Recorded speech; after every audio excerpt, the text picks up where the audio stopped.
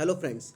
आज हम लेकर आए हैं रेलवे ग्रुप डी के उन इम्पॉर्टेंट टॉपिक्स को जिससे उन्होंने फिजिक्स में सबसे अधिक सवाल पूछे हैं। मतलब आज हमारा कंटेंट है रेलवे ग्रुप डी 2018 में पूछे गए इलेक्ट्रिक करंट से, जिसमें हम लोग देखने वाले हैं कुछ फॉर्मूले, कुछ थ्योरी और उसके बाद ढेर सारे न्यूमेरिकल प्रॉब्लम और स्टैटिक बेस्ड प्रश्न। चलिए शुरू करते हैं अपने इस क्लास को। और अपना क्लास शुरू होता है कुछ फॉर्मूले से। मित्रों, ध्यान रखना है कि जो पावर होता है वो इक्वल होता है पोटेंशियल डिफरेंस और इलेक्ट्रिक करंट के। मैं हिंदी में भी बोल देता हूँ, पावर जो कार्य करने की क्षमता होती है वो बराबर होता है विभवांतर मल्टीपल ऑफ इलेक्ट्रिक करंट, मतलब कि धारा के। ध्यान रखना, ये फार्मूला आपको आगे काम आने वाला है क्योंकि रेलवे ने इस फार्मूले से अकेले कई सारे प्रश्न पूछे हैं। ध्यान रखना है इस चीज़ को। अगला प्रॉब्लम अगर देखें, अगर अगली थ्योरी देखते हैं तो ध्यान रखना है कि जो हीट होता है वो बराबर होता है आई स्क्वायर आर टी, जहाँ पर आई जो होता है वो करंट होता है, आर जो होता है वो रेसिस्टेंस होता है और टी जो होता है वो टाइम होता है। इस चीज़ को आपको ध्यान रखना। देखो मैंने यहाँ पे लिख भी दिया है। अच्छा, इस प्रश्न से तो थ्योरी से ही निकाल के बहुत सारे प्रश्न पूछ लिए जाते हैं। आप देखो सवाल ये पूछता है कि हीट किसके प्रोपोर्शनल होता है, तो ध्यान रखना है कि हीट जो होता है वो धारा के स्क्वायर के प्रोपोर्शनल होता है। हीट किसके प्रोपोर्शनल होता है, तो हीट जो होता है वो रेसिस्टेंस के भी प्रोपोर्शनल होता है। और हीट किसके प्रोपोर्शनल होता है, तो टेम्परेचर के भी प्रोपोर्शनल होता है। मतलब साफ है कि अगर इलेक्ट्रिक करंट का फ्लो अगर स्क्वायर हो जाता है तो हीट बढ़ जाता है। अगर रेसिस्टेंस ज़्यादा हो जाता है, देखो आप प्रोपोर्शनल ले तो अगर रेसिस्टेंस बढ़ेगा तो हीट भी बढ़ेगा, अगर टेम्परेचर जाएगा तो हीट भी बढ़ेगा। तो सीधे तौर पे आप इन चीज़ों से समझ लीजिए कि एच जो होता है वो आई स्क्वायर आर टी के बराबर होता है। इससे बेस्ट तो न्यूमेरिकल रेलवे ने गर्दा पूछा है, बहुत शानदार पूछा है। और एक और फार्मूला जो कि रेलवे के लिए बहुत काम का है, जिससे मैं भी बहुत सारे प्रश्न आपको करवाऊंगा। ध्यान ये रखना है कि एक यूनिट बराबर होता है 3.6 इंटू 10⁶ जूल के। और यदि आपसे पूछा जाए कि एक घर में कितनी एनर्जी कंज्यूम हुई है, कितना एनर्जी का उपयोग हुआ है, तो वहाँ पर आप फार्मूला करोगे power into our into day by 1000। और पावर बराबर क्या होता है, एनर्जी इंटू टाइम। अभी इन सब प्रश्नों से रिलेटेड हम बहुत सारे क्वेश्चन को करेंगे भी, उसको भी देखेंगे। उससे पहले आप एक और फार्मूला जान लीजिए कि जो रेसिस्टेंस होता है, जो रेसिस्टेंस होता है वो बराबर होता है रो एल ए के, जहाँ पे ए जो होता है वो एरिया होता है और एरिया का फार्मूला क्या होता है, पाई आर स्क्वायर होता है। ठीक है, अभी इन सबसे रिलेटेड क्वेश्चंस को हम लोग पीछे देखने वाले हैं, क्या है नहीं है। बने रहिए हमारे सेशन के अंत तक। फिलहाल आपको हम बताने जा रहे हैं अनअकैडमी के उस बैच के बारे में जो लेकर आया है ग्रुप डी में सफल होने का एक शानदार मंत्र। यदि आप अनअकैडमी के इस बैच से जुड़ते हो, जिसमें कई प्रकार के कोर्सेस आपको प्रोवाइड करवाए जा रहे हैं, बेसिकली आरआरबी ग्रुप डी के लिए आप लोगों के लिए तो शानदार ऑफर भी चल रहा है अनअकैडमी के बैचेज में। आप इन बैचेज से जुड़ सकते हैं और भारत के पूरे शानदार टीचरों की टीम से पढ़ सकते हैं। आखिर जुड़ेंगे कैसे? इस बैच से जुड़ने के लिए आपको हमारे यूट्यूब के डिस्क्रिप्शन में एक लिंक मिल जाएगा, वहां से आप अनअकैडमी ऐप को डाउनलोड करें और हमारे कोड AS2020, देखो मैंने अंडरलाइन कर दिया है AS2020, आप इस कोड का यूज करें और आप जब इससे एडमिशन लेते हैं, जब इनरोल्ड होते हैं, तो आपको मिलता है 10% तक का छूट। चलिए अब शुरू करते हैं बिना समय गंवाए अपने सेशन को। अपना पहला सवाल है कि यदि प्रतिरोध को आधा कर दिया जाए तो धारा का क्या होगा। देखो बहुत आसान सवाल है, सर ने आपको पहले भी सेशन में बताया है और अगर आपने पुराना सेशन नहीं देखा है तो अभी तुरंत पीछे जाके देखो। मैंने आपको बताया है कि V is equal to I R होता है ओम के नियम के द्वारा। अभी क्या कर रहा है कि यदि प्रतिरोध को आधा कर दे, मतलब रेसिस्टेंस हमारा हो जाए आधा, लेकिन भी जो पहले था उसको उतना ही अगर रखना है तो आई का क्या करना होगा। तो आपको देख के पता चल रहा है कि सर अगर ये आधा हो गया तो निश्चित रूप से उसको जब 2 से गुना करेंगे तो ये जो पहले भी था वही भी अभी भी रहेगा, नहीं तो ये चेंज होने की पूरी संभावना है। ठीक है, हमने बस इतना ही करना है जो मैंने भी आपको बताया कि V is equal to I R है। यदि R हमारा आधा हो जाएगा तो हमें I दुगना करना पड़ेगा, क्योंकि जब तक ये दुगना होगा नहीं तब तक ये दोनों भी आपस में कभी बराबर होने से रहे। इसलिए इस प्रश्न का सही जवाब होगा कि यदि प्रतिरोध आधा होगा तो करंट को क्या करना पड़ेगा, दुगना करना पड़ेगा। मतलब इसका ऑप्शन ए सही जवाब है। अपना अगला प्रश्न एक बहुत ही शानदार प्रश्न है। कह रहा है कि 2 ओम के 2 प्रतिरोध यदि समानांतर क्रम में जुड़े हुए हैं तो परिणामी प्रतिरोध क्या होगा। समानांतर मतलब पैरेलल है, मतलब आप समझ लो कि इस प्रकार से है। कुछ इस प्रकार से 2 में, और आपको मैंने पैरेलल का बताया था फॉर्मूला कि 1/r is equal to 1/r1 plus 1/r2 होता है। यदि आपने हमारी पुरानी वीडियोस को नहीं देखी है तो प्लीज़ जाके देखिए, ये आपके लिए बहुत इंपॉर्टेंट है। हम लोग एक सीरियस अटैम्प्ट ले रहे हैं रेलवे ग्रुप डी के लिए, और जो इससे अंत तक बना रहेगा वो रेलवे ग्रुप डी क्वालिफाई करेगा और बिल्कुल क्वालिफाई करेगा। फिलहाल 1/r प्लस 1/r2 यहाँ पे कह रहा है 2 ओम के 2 प्रतिरोध, मतलब दोनों 2 ही ओम के प्रतिरोध हैं। इन दोनों का एलसीएम 2, और जब ऊपर करोगे तो 1 + 1 मतलब 2/2। ओवरऑल आंसर आ रहा है 1, तो जवाब ये होगा कि इसका जो आंसर है वो है 1 ओम। बढ़ते हैं अगले प्रश्न की ओर। अपना अगला प्रश्न है कि एक विद्युत बल्ब जो 220 वोल्ट जनरेटर से जुड़ा है, इसके माध्यम से उत्पन्न धारा इतना है। ठीक है भाई, तो भी दिया हुआ है 220 वोल्ट।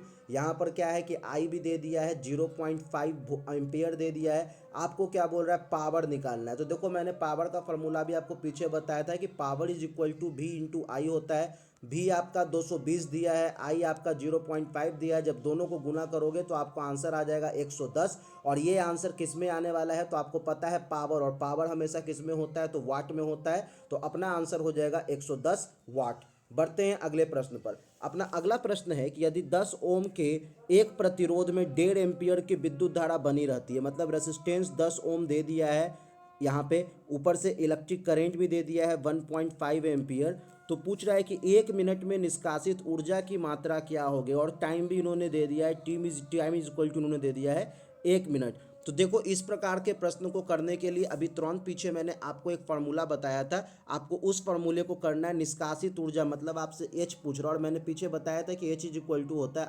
I²RT।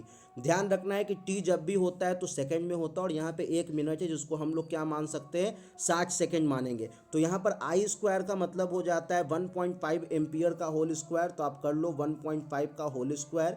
उसके बाद क्या है आर, तो आर तो अपना 10 दिया हुआ है, और टी कितना है, तो 60 दिया हुआ। ओवरऑल कैलकुलेशन आप करोगे तो 1.5 का स्क्वायर 2.25 हो जाएगा, मल्टीप्लाई 10 मल्टीप्लाई 60, और जब सब काम कर लेंगे तो ये सॉल्व कर कर आएगा 1350 वाट। और अपना सही जवाब भी क्या है, 1350 वाट। बढ़ते हैं अगले प्रश्न पर। अपना अगला प्रश्न कह रहा है कि एक घर में एक महीने में 200 इकाई ऊर्जा की खपत होती है, जूल में यह ऊर्जा कितनी है। देखो बहुत ही अच्छी क्वेश्चन है। मैंने बताया था पीछे अभी आपको कि एक यूनिट बराबर होता है 3.6 इंटू 10⁶ जूल के। ठीक है, इसी चीज़ को यहाँ पर अप्लाई करना है कि एक महीने में 200 इकाई, तो एक इकाई बराबर 3.6, तो उसको कर लेंगे 200 गुना, तो 2 इकाई बराबर क्या हो जाएगा, 200 गुना 3.6 इंटू 10⁶। जब ओवरऑल कैलकुलेशन करेंगे तो आएगा 7.2। ये 2 जीरो को हम जब पावर पे भेजेंगे तो ये हो जाएगा 10⁶ से बढ़कर 10⁸, और अपना सही जवाब होगा 7.2 इंटू 10⁸ जूल। बहुत ही इंपॉर्टेंट प्रश्न है,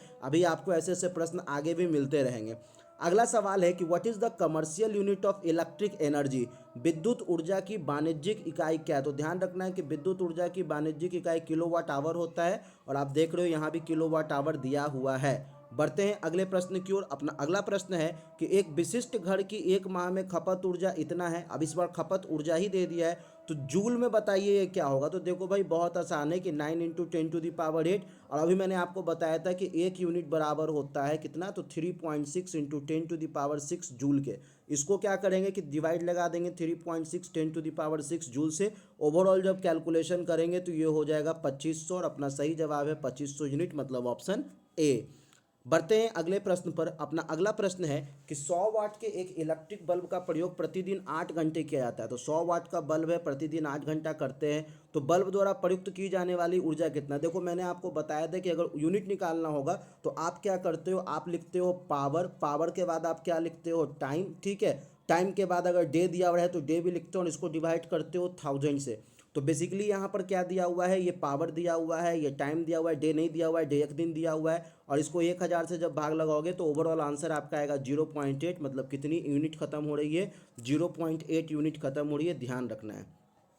मित्रों हम लेकर आए हैं आप लोगों के लिए 7 ई बुकों की एक श्रृंखला, जिसे हम लोगों ने ब्रह्मास्त्र नाम दिया है। इस बुक की खासियत यह है कि इस बुक में हमने रेलवे ग्रुप डी के उन सारे प्रश्नों को संकलित किया है जो रेलवे बार बार पूछता है। मतलब ये आप लोगों के लिए बहुत इंपॉर्टेंट है। इस बुक का पीडीएफ आप हमारे यूट्यूब के डिस्क्रिप्शन से जाकर प्राप्त कर सकते हैं, और आप इसे आज ही पढ़ना शुरू करें अगर आपको सिलेक्शन पानी है ग्रुप डी में।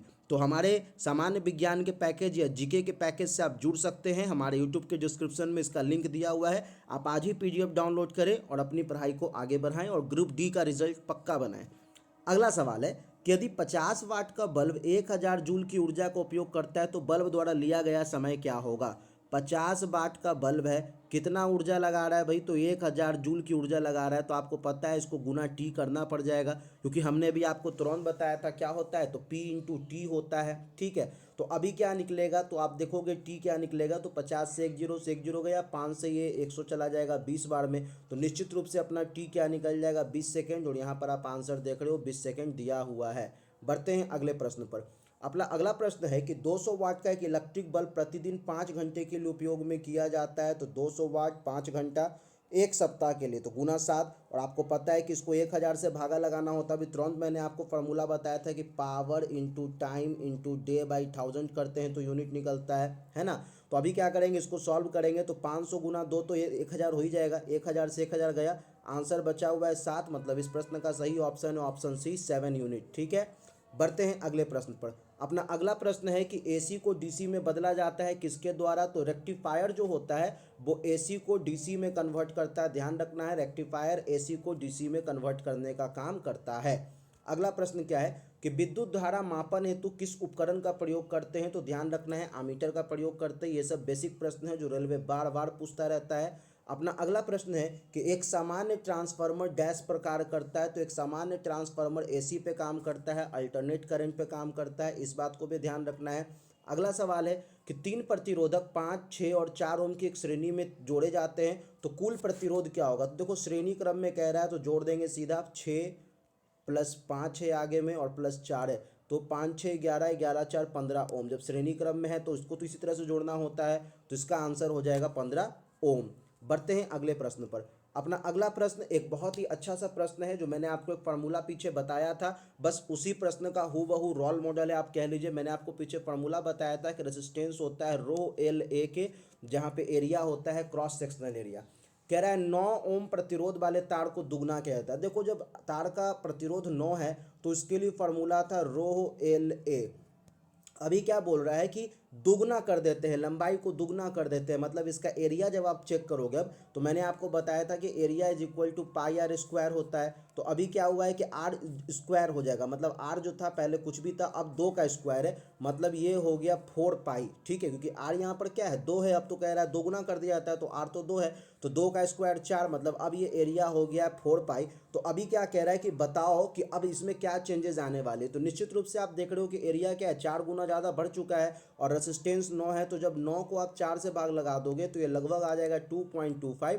तो कितना का अब होने वाला है पूरा का पूरा चेंजेस प्रतिरोध में। तो याद रखना है कि प्रतिरोध में 2.25 ओम की चेंजेस होने वाली है। मित्रों आज के इस सेशन में बस इतना ही। हम मिलेंगे अपने नए सेशन में कुछ इसी तरह के मज़ेदार और बहुत सारे इंपॉर्टेंट प्रश्नों के साथ। अभी के लिए बस इतना ही, धन्यवाद। इसी तरह आप अपना सहयोग बनाए रखें और हमारे यूट्यूब चैनल से जुड़े, टेलीग्राम चैनल से जुड़े और कमेंट करके जरूर बताएं आपको ये सेशन कैसा लगा। Thank you.